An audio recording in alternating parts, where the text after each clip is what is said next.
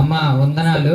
ప్రతి సంవత్సరం మన సంఘంలో డిసెంబర్ 31వ తారీఖు రక్షణ కూడికలు జరుగుతుంటాయి, బాప్తిసం తీసుకుంటారు. కానీ ఈ సంవత్సరం ఎవరు కూడా మేము రక్షింపబడ్డాము, బాప్తిసం తీసుకుంటామని ఎవరు కూడా నాతో తెలియచేయలేదు.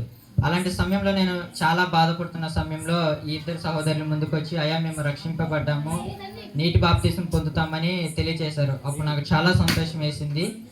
కాబట్టి వీరి యొక్క ఆత్మీయ జీవితం కొరకు, ఇంకా వీరు ముందున్న రోజుల్లో దేవుని కొరకు వాడబడాలని సంఘంగా మనం అందరం ప్రార్థన చేద్దాం. అమ్మ మీరు కూడా దేవుని సేవలో వాడపడండి, ఏదన్నా సంఘ కార్యక్రమాల్లో పాల్గొనండి, ఏదన్నా సంఘంలో పనులు ఉంటే చేయండి, దేవునిలో బలపడండి. సరే పాస్టర్ గారు. సరే అమ్మా, పొద్దున్నే రండి అమ్మ, పొద్దున్నే మనకి ప్రార్థన ఉంది. సరే పాస్టర్ గారు.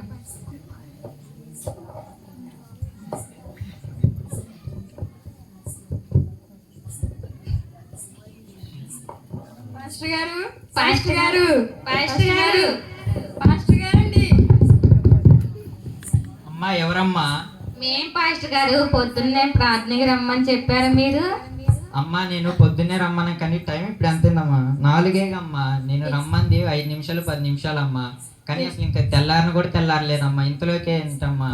ఏమో పాస్టర్ గారు, మేము అయితే ప్రార్థన చేసుకుంటాం. సరే అమ్మా.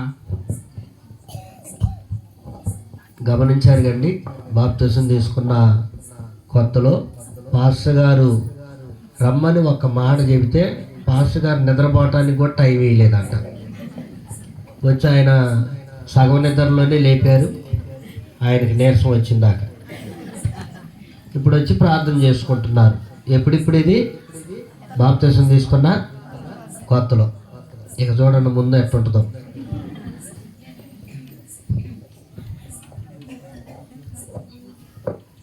అమ్మ అందరికీ వందనాలు. మరి మనం ఈ కూడికను ప్రారంభించుకుందాం. వాక్య సహాయం కోరుతూ మీలో ఒకరు ప్రార్థించవలసిందిగా మనవి. ప్రేమ నమ్మకం గల మా తండ్రి, ప్రేమ నమ్మకం గల మా తండ్రి, నేనే చేస్తా రేపు నువ్వు చెయ్యి, ఈ రోజు నేను చేస్తా, నేనే చేస్తా. ప్రేమ నమ్మకం గల మా తండ్రి, నేను చేస్తానని చెప్పాను కదా, నువ్వు ఆగు, రేపు పొద్దున చెయ్యి. అమ్మ ఒక్కరు ప్రార్థించండి అమ్మా. ఏందమ్మా గొడవ పడుతున్నారు ప్రార్థన కోసం? సరే పాస్టర్ గారు, మీరే చేయండి. తండ్రి వాక్యం చదువుచుండగా మీరే మాకు సాయం చేస్తూ రండి. ఆమేన్. ప్రార్థన చేయటానికి కూడా పోటీ పడ్డారు. అంటే మేం చేయాలి అనేది కొత్త ఊపు అనమాట. అమ్మ వాక్యం చదువుకుందాం. నా కుమారుడా, అమ్మా నేను ఇంకా వాక్యం చదువుకున్నాను కానీ రెఫరెన్స్ చెప్పలేదమ్మా. నేను గారు చెప్పకముందే వాక్యం కూడా చదువుతున్నారు. అమ్మా సామెతలు. నా తండ్రి. అమ్మా నేను సామెతలు అని చెప్పే కానీ ఇంకా మీకు రెఫరెన్స్ చెప్పలేదు కదమ్మా. తొందరగా చెప్పండి పాస్టర్ గారు, ఏం ఇంత లేట్ చేస్తున్నారు? సామెతలు 12వ అధ్యాయం 1వ వచనం చదువుకుందండి.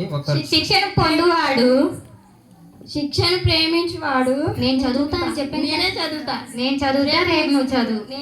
నేనే చదువు. శిక్షణ ప్రేమించువాడు. అమ్మా ఒక్కరు చదవండి అమ్మా, నాకేం అర్థం కావట్లేదు, ఇద్దరు గొడవ పడుతున్నారు. శిక్షణ ప్రేమించువాడు. అమ్మా నేనే చదువుతా, లాగండి అమ్మా. చదువుకోండి పాస్టర్ గారు. శిక్షణ ప్రేమించువాడు జ్ఞానమును ప్రేమించువాడు, గద్దింపును అసహించుకునేవాడు పశుప్రాయుడు. ఈ వాక్యం దేవుడు దీవించును గాక.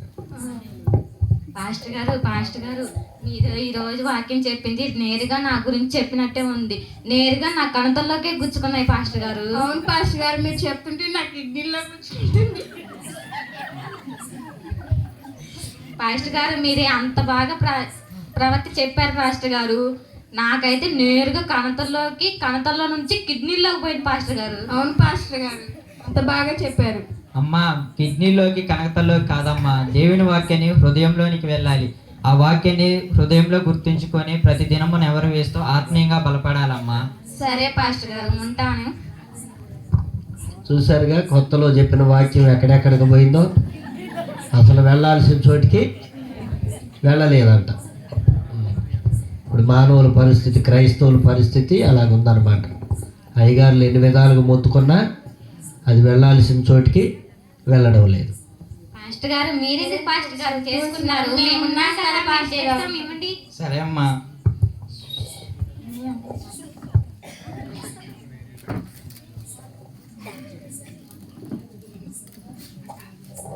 పాస్టర్ గారు పని అంతా అయిపోయింది పాస్టర్ గారు. సరే అమ్మా. చూసారుగా, బాప్తిసం తీసుకున్న కొత్తలో పనులు కూడా అయ్యగారిని చేయనీయలేదు. అంత భక్తి ఉందన్నమాట. ఎందుకంటే వాక్యం ఎక్కడికెక్కడికో పోయింది, వెళ్ళాల్సిన చోటుకి వెళ్ళకుండా అలాగ వింటున్నారు అనమాట. అమ్మా, వాక్య సహాయం కోరుతూ ఒకరు ప్రార్థించవలసిందిగా మనవి. నువ్వు చేయి, నువ్వే చెయ్యి, నువ్వే చెయ్యి. నువ్వే చెయ్యి, నువ్వు నువ్వే చేయమన్నా చెయ్యి. అమ్మా ప్రార్థించండి అమ్మా. ఏంటమ్మా నువ్వు చెయ్యి, రేపు నేను చేస్తాను, నువ్వు రేపు వచ్చేది. ఏంటమ్మా ఫస్ట్ లో బాగానే ప్రార్థించారు, బాగానే సహవాసంలో పాల్గొన్నారు. ఇప్పుడేందమ్మా ప్రార్థించమంటే కొట్టుకుంటున్నారు, నువ్వు చేయి అని. నువ్వు చేయి, నువ్వే సరే చెయ్యి. అమ్మా, నేనే చేస్తాను. చేసుకొని పాస్టర్ గారు. ప్రభా, ఈ బిడ్డలకి వాక్యాన్ని బోధిస్తుండగా మీరే సహాయం చేయండి. ఆమె. చూశారుగా, కొన్ని నెలల తర్వాత, కొన్ని సంవత్సరాల తర్వాత కూడా కాదు, కొన్ని నెలల తర్వాత ఫస్ట్లో నేను ప్రార్థన చేస్తా అని పోటీ పడిన వాళ్ళు ఇప్పుడు నువ్వు చేయి అని చెప్పేసి అని గుద్దుకుంటున్నారు. కాబట్టి మధ్యలో అయ్యగారు వాళ్ళిద్దరూ మేం చేస్తాం అన్నప్పుడు అయ్యగారే తగ్గించుకున్నాడు, నువ్వు చేయి అన్నప్పుడు కూడా అయ్యగారే తగ్గించుకున్నాడు. బీపీ అంత భక్తులు పూరంతా ఇప్పుడు అయ్యగారికే. అమ్మా, వాక్యాన్ని చదువుకుందాం. మీ దగ్గర ఉన్నటువంటి బైబిల్ని దయచేసి ఓపెన్ చేసి చూడగలని కోరుచున్నాను. కొద్ది రోజులు అయ్యేసరికి బైబిల్ కూడా తెరవట్లేదు అయ్యగారు చెప్పిందాక. అమ్మా, కీర్తనలు 1వ అధ్యాయము. అమ్మ దయచేసి బైబిల్ ఓపెన్ చేయండి అమ్మా. దేవుని వాక్యాన్ని చదువుకుందాం. ఒకరు దేవుని వాక్యాన్ని చదివి సహాయం చేయగలరు. నువ్వే చదువు, నువ్వే చదువు. నువ్వే చదువు, నువ్వే చదువు. నువ్వే చదువు. నేను రేపు చదువుతాను, నువ్వే చదువు. ఏంటమ్మా నువ్వే రేపు చదువు, నేను చదువుతాను. వాక్యం చదవండి అమ్మా. ఏంటమ్మా నువ్వే చదువు, నువ్వే చదువు. నువ్వే ప్రార్థన చేయాలన్నా నువ్వు చేయి అంటున్నారు, వాక్యం చదవమన్నా నువ్వు చదువు అని చెప్పుకుంటున్నారు. మొత్తం అడుగులు పడ్డాయి అన్నమాట కొన్ని నెలల్లో అయ్యేసరికి. కీర్తనలు 1వ అధ్యాయం 1వ వచనం చదువుకుందాం. దుష్టుల ఆలోచన చొప్పున నడవక, పాపుల మార్గమును నిలవక, అపహాస్కులు కూర్చున్న చోట కూర్చుండక. దేవుడి వాక్యం దీవించును గాక. ఇంకేం పని లేదు అనుకుంటే మన గురించే చెప్తాడు. అచ్చం మన గురించే చెప్పినట్టుంది. మన గురించి చెప్పడం ఏంది, మన గురించే చెప్పిండు ఆయన, ఆలోచించుకొని. కొత్తలో చెప్తేనేమో ఎక్కడికెక్కడికో దూరింది అన్నది, పాత పడిన తర్వాత ఏమంటుంది, నా గురించి చెప్పిండు, కావాలనే చెప్పిండు అని చెప్పేసి అని మొదలు పెట్టారు మళ్ళీ.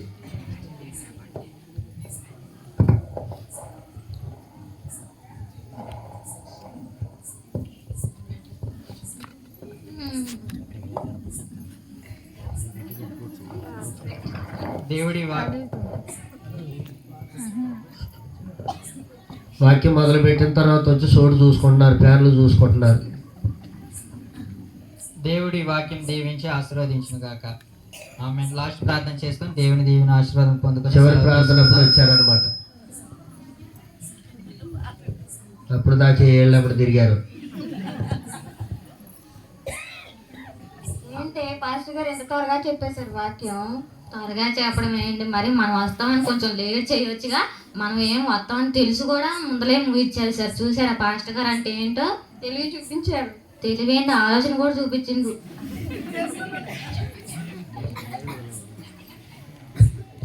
అయ్యగారికి దశంభాగం ఇవ్వాలన్నారు, ఇచ్చి తెచ్చుకొచ్చావా నువ్వు? నువ్వెంత తెచ్చా? నేను 10,000 తెచ్చా. నేను 15,000 తెచ్చా. ఏంటి నువ్వు 15,000, నందిని 10,000, కీర్తి 15,000. పెన్నది పేపర్ తీవేతి ఈ లెక్కలన్నీ చూద్దాం. మనం సంపాదించి తీసుకొస్తే పాస్టర్ గారు కూర్చొని చక్కగా తింటుండు. మనమేం డబ్బులు ఇవ్వాలంట, ఆయన ఏమో మనకు వర్తమానం చదువుతారంట. నీళ్ళల్లో దిగినప్పుడు దశభాగాలు ఎత్తవా, క్రమంగా దేవుని సన్నిధికి వస్తాం అంటే గుండ్రా ఊపినట్టు ఊపుతూ ఉంటాం తలలో. ఇప్పుడేమో లెక్కలు ఎత్తదంట.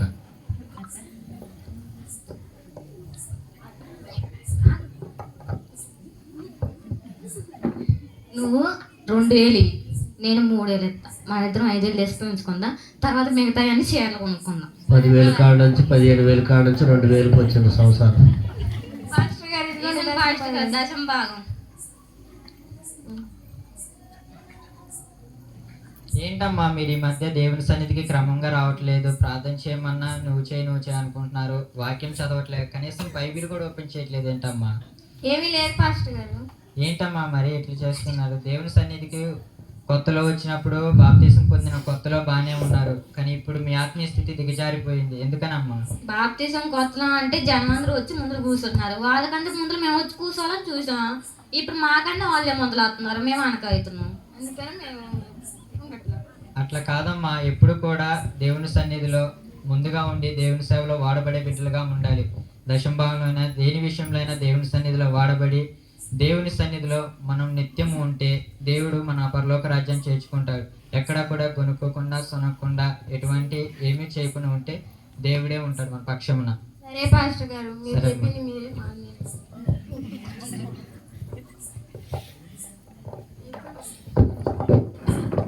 చాలా మంచి నాటికను ప్రదర్శించినటువంటి బిడ్డలను